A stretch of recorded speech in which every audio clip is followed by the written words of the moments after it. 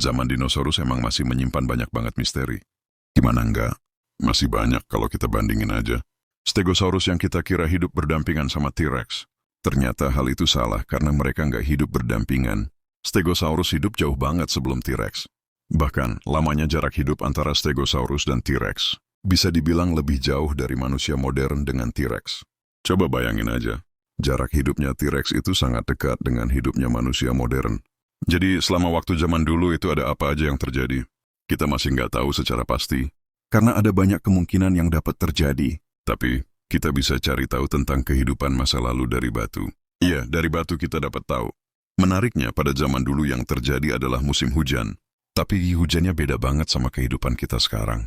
Kenapa? Karena hujannya berlangsung selama 2000 tahun. Iya benar, 2000 tahun. Bayangin seberapa chaos keadaan tersebut. Dan hujan ini merupakan tanda dari mulainya era dinosaurus. Ayo kita bahas. The Carnian Pluvial Event atau CP Carnian merupakan nama dari umur geologi pada periode Triasik sekitar 232 tahun yang lalu. Sedangkan pluvial artinya adalah hujan.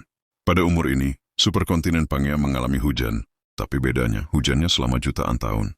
Pada awal Triasik, hewan dan juga tumbuhan yang hidup mungkin bisa dibilang masih recovery atau merintis dari Permian Extinction atau The Great Dying. The Great Dying merupakan kepunahan. Masalah pertama yang menewaskan mungkin sekitar 90% dari makhluk hidup yang ada. Nah, diperkirakan kepunahan ini disebabkan oleh rangkaian supervulkano yang meletus. Sehingga kondisi lingkungan zaman dulu bisa dibilang hampir mirip neraka. Karena bayangin aja laut hampir mendidih. Karena rangkaian kepunahan ini pada periode Triasik, lingkungan yang juga masih recovery itu panas dan juga kering banget. Kelihatan dari beberapa lapisan batuan dari umur Triasik. Contohnya batu pasir yang memiliki ciri kemerahan, dan beberapa batuan mencirikan lingkungan yang kering. Dinosaurus pada zaman ini juga udah ada, tapi cuma sedikit banget. Mungkin fosilnya cuma dapat menunjukkan dominasi sekitar 5% aja. Jadi bisa dibilang mungkin dinosaurus itu dulu minoritas. Tapi pada tahun 90-an, dua orang geologis menemukan sebuah batu yang kayaknya nggak cocok sama lingkungan yang kering dan panas, yang merupakan ciri dari periode Triasik ini. Mereka menemukan lapisan batuan dari sungai dan sedimen-sedimen yang mencirikan pelapukan dari daerah, limpasan air atau di mana air mengalir. Ternyata, penemuan deposit atau endapan itu nggak cuma di satu tempat aja. Penemuan ini ada di banyak tempat di seluruh dunia, dengan umur yang mengindikasikan pada satu umur yang sama. Dari sini beberapa peneliti kemudian mulai merumuskan hipotesis kemungkinan apa yang dapat terjadi. Salah satu kemungkinan yang bisa dibilang cukup diterima adalah Carnian Pluvial Event atau hujan selama jutaan tahun pada umur Carnian. Kita nggak tahu pasti apakah hujan ini berlangsung terus-terusan selama jutaan tahun, atau kayak musim hujan biasa aja. Cuman bedanya, musim hujannya berlangsung setiap hari selama jutaan tahun. Tapi yang kita tahu pasti, dulu bumi mengalami periode hujan yang bisa dibilang cukup lama. Kalau kita sekarang aja mageran gara-gara hujan sehari, dulu tuh makhluk hidup dipaksa buat nggak mageran sama hujan yang berlangsung selama jutaan tahun. Jadi, gimana terjadinya kok bisa hujan terus-menerus? Superkontinen Pangea merupakan sebuah benua yang gede banget, yang pernah ada jauh sebelum benua-benua di bumi kepisah. Jadi dulu Pangea merupakan satu dataran yang nggak kepisah. Saking gedenya benua ini, kita perlu tahu kalau cuaca di tengah benua ini beda sama di daerah-daerah yang dekat sama pesisir. Bagian tengah dari Pangea sedikit banget menerima hujan.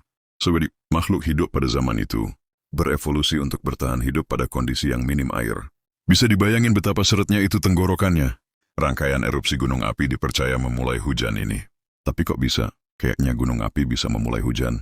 Erupsi ini dikenal sebagai Wrangelian Eruption, yang berada pada pesisir barat dari superkontinen Pangea. Sebesar apa magnitudo erupsi ini? Kita nggak tahu secara pasti. Tapi untuk perkiraan, erupsinya berlangsung selama ribu tahun, dan beberapa batuan hasil dari pendinginan, lava ini ketebalannya bisa sampai sekitar 6 km yang mengcover daratan dan juga dasar dari lautan. Hasil erupsinya melontarkan gas-gas hasil gunung meletus, contohnya CO2 dalam jumlah yang banyak-banyak banget, ditambah lava yang ditumpahkannya, diperkirakan membakar lapisan-lapisan batuan dari periode karbon yang mengandung banyak karbon. Contohnya, kayak lapisan batu bara yang tentu kalau dibakar merilis banyak gas rumah kaca. Tentunya gas-gas tersebut sangat penting dalam pembentukan awan dan juga hujan. Nah, banyaknya gas rumah kaca ini kemudian akan menjebak energi dari matahari, yaitu energi panas. Yes, kalau kalian pikir ini mirip global warming, zaman dulu dunia juga mengalami global warming, alami, bukan buatan. Energi inilah yang kemudian diserap sama daratan dan lautan, sehingga air yang ada akan cepat menguap sesuai dengan siklus air. Air yang ada di atmosfer kemudian akan terbawa di awan dan menghasilkan hujan. Nah, kenapa hujannya bisa terus-terusan? Biasanya kita mandi hujan kalau hujan doang, nggak sampai tiap hari. Tapi ini tuh hujannya tiap hari selama jutaan tahun.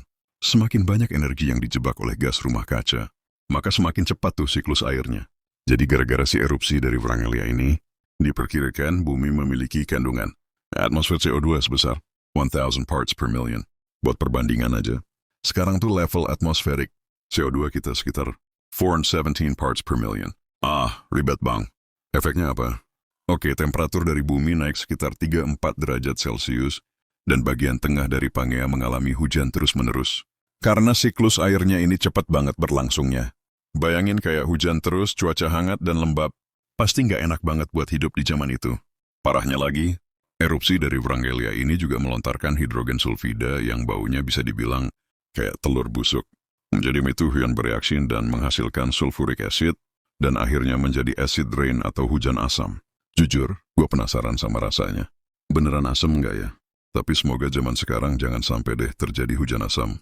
Tentunya makhluk hidup yang hidup waktu itu mengalami stres yang luar biasa karena ada perubahan dari pH atau derajat keasaman pada lingkungannya. Contohnya pada tanah dan juga air.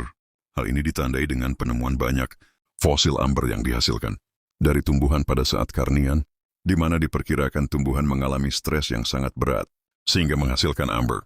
Beberapa spesies makhluk hidup tertentu, ada juga yang menyerah, karena nggak bisa bertahan dengan kondisi ini.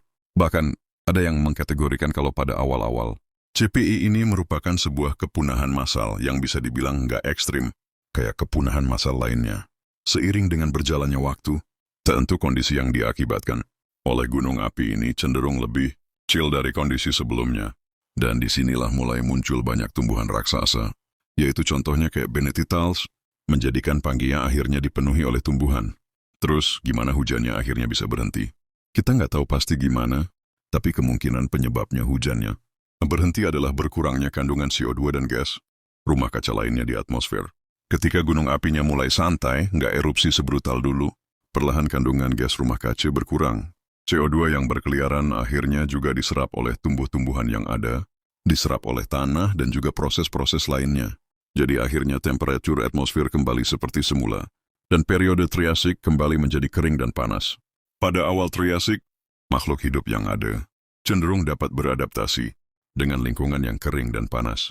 Dinosaurus sudah ada, cuman nggak banyak aja. Dinosaurus bisa dibilang masih merintis buat jadi reptil yang mendominasi. Nah terus, hewan yang mendominasi apaan bang? Ada banyak reptil, tapi mereka bukan dinosaurus. Nah loh, ada reptil yang ternyata bukan dinosaurus. Mungkin di next video akan kita bahas.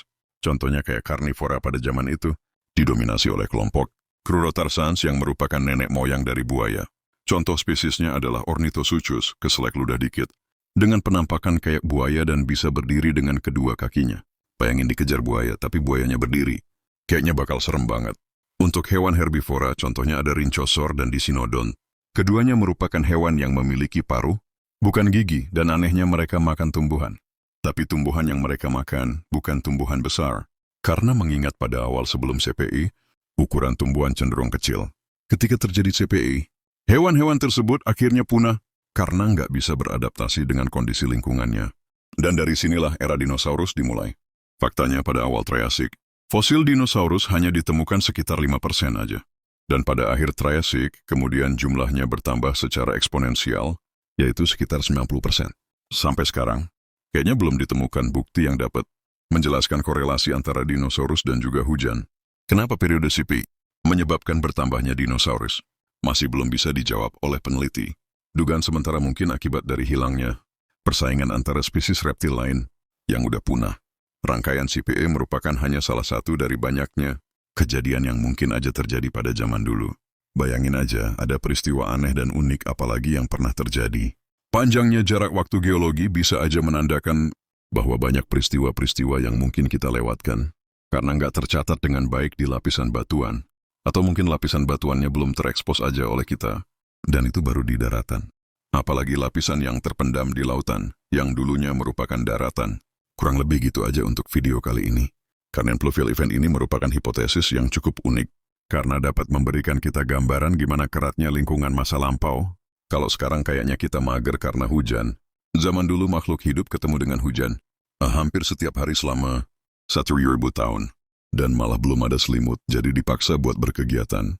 Jangan lupa buat di like, komen, dan subscribe. Nextnya, kita bahas apa lagi nih?